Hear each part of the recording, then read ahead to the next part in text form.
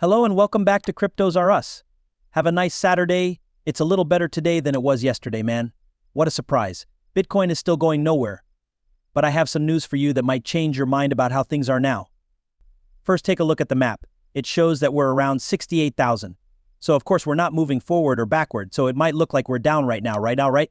A lot of people are starting to change their minds, as I can see in the comments.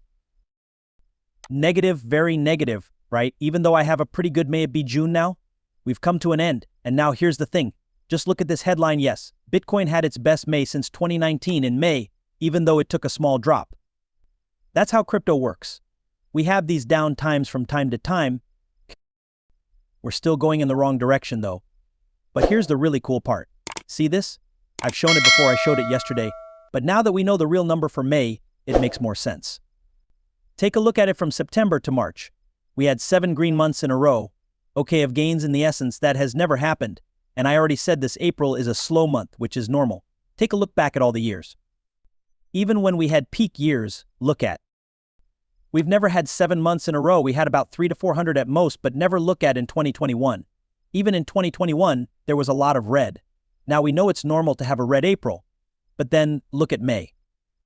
We end up in May 11. Check out what happened in 2023 when 7% was taken away. Less than 16 in 2022, and a shocking 35 in 2021. Yes, that was during the parabolic phase.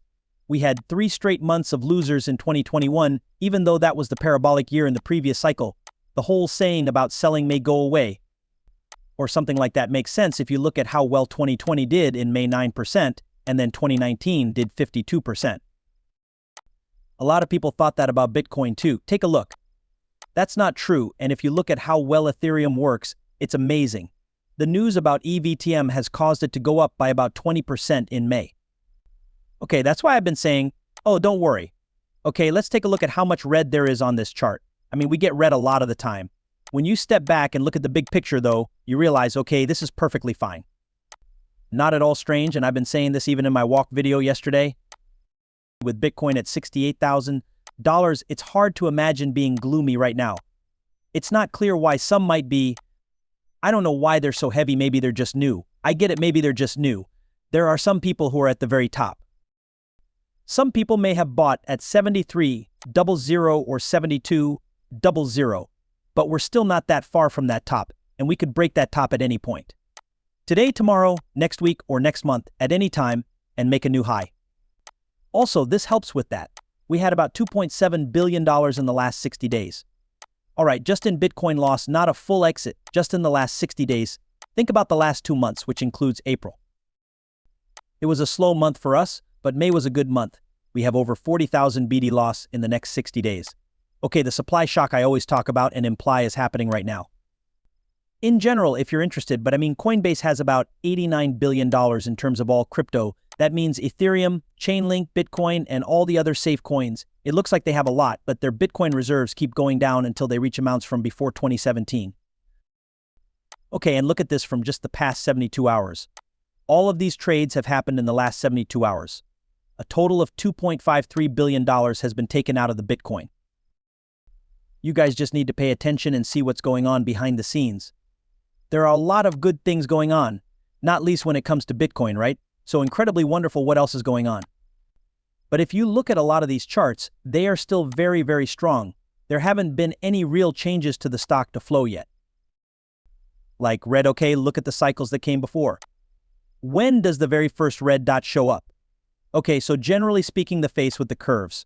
Some of you may be starting to doubt that and think that the parabolic phase never happened. Take a look at how this cycle compares to others. We are moving in the exact same way as in earlier cycles. To sum up, all you have to do is be patient and be even more patient. That is all there is to it. That should be all you need to know about crypto, right? Another chart compares how things look now to how they have looked in the past. We've just begun. We just hit a new high point, and there's still a long way to go. Another thing that shows the M1 money amount is this one. It's true that prices are going up. We understand that, hey, the federal government is really the Federal Reserve is in a tough spot, but we do know that more money is being created. There will always be that, which is why there will always be inflation and money being thrown around. It helps things like Bitcoin a lot. Now think about the last time we had a rise, right, and what is going on now. This means that many good things are taking place. Additionally, I talked about Ethereum. A lot of people believe that Ethereum will reach $4,000 this month. It's not that far away. It's 3,800, 3,900. May I take a break? Okay, yes, of course it can. There's no reason to think that ETF excitement will only grow.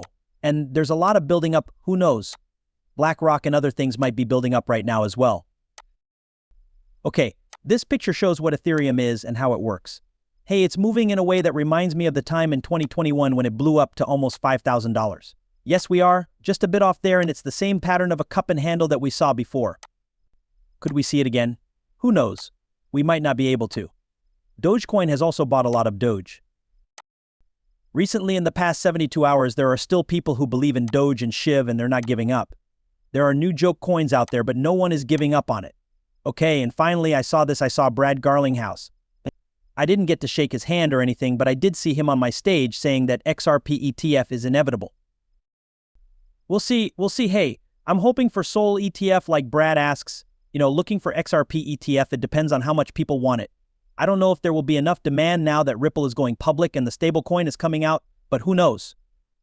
There have been stranger things. That's all for this Saturday video, guys. I'm aware that I'm moving a little faster than normal. I'll soon be back to how things usually are, so stay strong, friends.